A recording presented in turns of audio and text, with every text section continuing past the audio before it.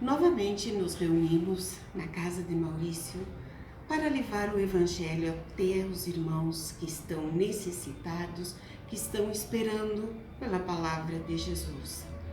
Então, nesse momento, nós saudamos a cúpula da casa e pedimos a proteção para a realização desse trabalho. Que Jesus, que Deus estejam conosco. Pai nosso que estais no céu, santificado seja o vosso nome. Venha a nós o vosso reino. Seja feita a vossa vontade, assim na terra como no céu. O pão nosso de cada dia, dai-nos hoje. Perdoa as nossas ofensas, como nós perdoamos a quem nos tem ofendido. Não nos deixes cair em tentações, mas livra-nos de todo o mal. Que assim seja.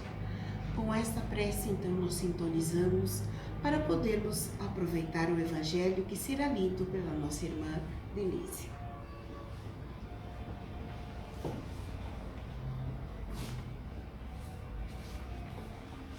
Nós estamos estudando o capítulo 18 do Evangelho segundo o Espiritismo. Muitos são os chamados e poucos os escolhidos. Os itens de hoje fazem parte das instruções dos Espíritos. Será dado àquele que tem. Aproximando-se seus discípulos, disseram-lhe: por que lhes falas em parábolas? Jesus respondeu: porque a vós foi dado conhecer os mistérios do reino dos céus, mas a eles não. Pois aquele que tem, lhe será dado, e lhe será dado em abundância. Mas aquele que não tem, mesmo o que tem, lhe será tirado. É por isso que eu lhes falo em parábolas, porque veem sem ver, e ouvem sem ouvir nem compreender. É neles que se cumpre a profecia de Isaías, que diz: ouvireis com vossos ouvidos, mas não entendereis. Enxergareis com vossos olhos, mas não vereis. Evangelho de Mateus, capítulo 13, versículos 10 a 14. Dá-se àquele que tem e tira-se daquele que não tem. Meditai nesses grandes ensinamentos, que sempre vos pareceram paradoxais. Aquele que recebeu é aquele que possui o sentido da palavra divina. Ele a recebeu porque tentou tornar-se digno dela, e porque o Senhor, em seu amor misericordioso, encoraja os esforços que tendem ao bem. Se esses esforços forem regulares, perseverantes, atraem as graças do Senhor. É um ímã que chama para si as melhoras do progresso, as graças abundantes que vos tornam fortes para escalar a montanha santa, em cujo topo está o repouso depois do trabalho. Tira-se daquele que nada tem ou que tem pouco. Tomai isto como um contraponto simbólico àquela primeira fala. Deus não tira de suas criaturas o bem que consentiu em lhes fazer. Homens cegos e surdos, abri vossas inteligências e vossos corações. Vede através de vosso espírito, ouvi através de vossa alma, e não interpreteis de uma maneira tão grosseira e injusta as palavras daquele que fez resplandecer diante de vossos olhos a justiça do Senhor. Não é Deus quem tira aquele que tinha recebido pouco, mas é o próprio Espírito, que, pródigo e descuidado, não sabe conservar o que tem e aumentar, fecundando o óvulo que for derramado no coração. Aquele que não cultiva o campo que o trabalho do Pai lhe proporcionou, o qual herdará, vê o campo cobrir-se de ervas parasitas. É seu Pai quem lhe toma de volta as colheitas que ele não quis preparar? Se ele deixou os grãos que eram destinados a produzir no campo apodrecerem por falta de cuidado, deve acusar seu Pai por eles não produzirem nada? Não e não. Em vez de acusar o Pai que preparou tudo para ele, de tomar de volta seus dons, que acuse o verdadeiro autor de suas misérias, e então, arrependido e ativo, ponha-se a trabalhar com coragem. Que parta o solo ingrato com o esforço de sua vontade, que o lavre a fundo, com o apoio do arrependimento e da esperança, que semeie com confiança o grão que tiver achado bom entre os ruins, e que o regue com seu amor e sua caridade. E Deus, o Deus de amor e de caridade, dará àquele que já recebeu. Então ele verá seus esforços coroados de sucesso e verá um grão produzir 100 e outro 1000. Coragem, trabalhadores, tomai vossos rastelos e vossas charruas, trabalhai vossos corações, arrancai dele o joio e semeai o bom grão que o Senhor confiou a vós. E então o orvalho de amor o fará render frutos de caridade. Um espírito amigo, Bordeaux, 1862. Então, esta instrução dos espíritos, baseado no Evangelho de Mateus, vem nos trazer uma explicação sobre essa maneira que Jesus falava através das parábolas, através dessas comparações, desses simbolismos. Mas é uma mensagem de esperança, né? E explica aquele que já tem a sementinha da fé e que consegue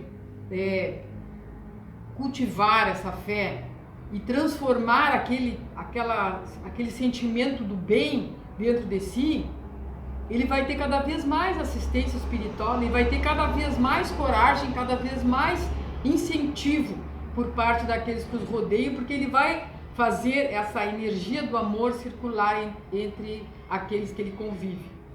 Então, aquele que tem, ele vai receber mais, aquele que tem fé e aquele que tem também essa persistência, porque essa mensagem ela fala muito de que o esforço tem que ser regular, a persistência deve estar sempre presente, porque então, nos momentos de desânimo, né, aquele momento que a gente dá uma vacilada, a gente não desistir.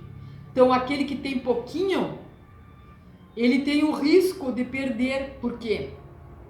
Não que Deus vai tirar esse pouco de fé que ele tem, mas ele vai prestar mais atenção naquelas apelos, naquelas sentimentos de desistência, de desânimo, e ele vai talvez se desestimular com mais facilidade. Então ele tem um risco maior de que essa fé dele não seja semeada, não seja cultivada, não seja adubada, essa coragem dentro dele, ela pode não florescer.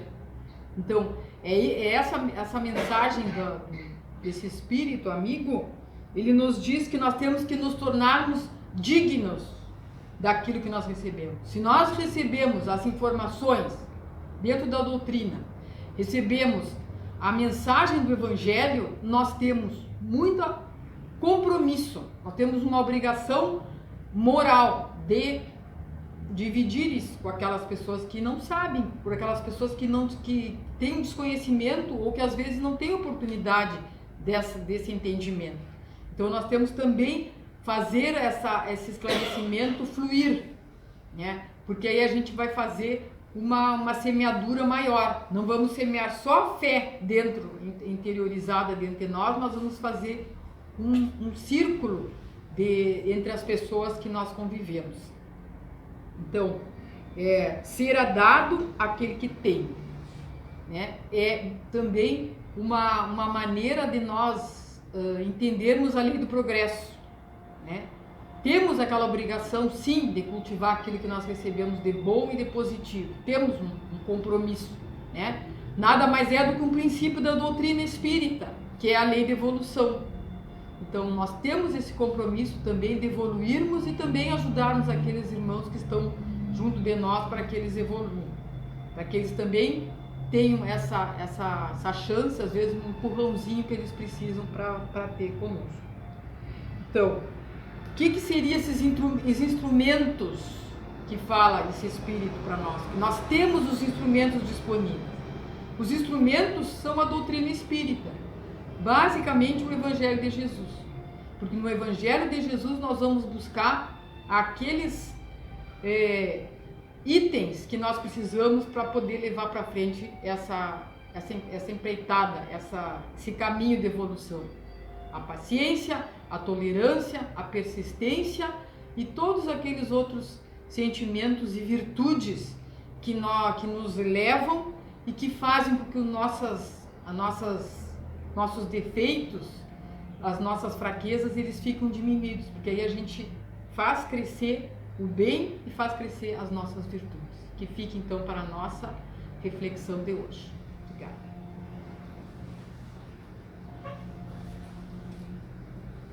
Nós agradecemos então a nossa irmã pela leitura, pelo comentário, e como ela falou, que isso fique para a nossa reflexão, que isso nos permita evoluir.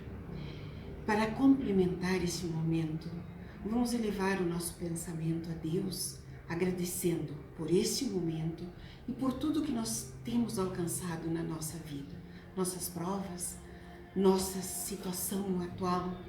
Então, agradecendo de coração a Maria, a nossa mãe, nós dizemos: Ave Maria, cheia de graça, o Senhor é convosco.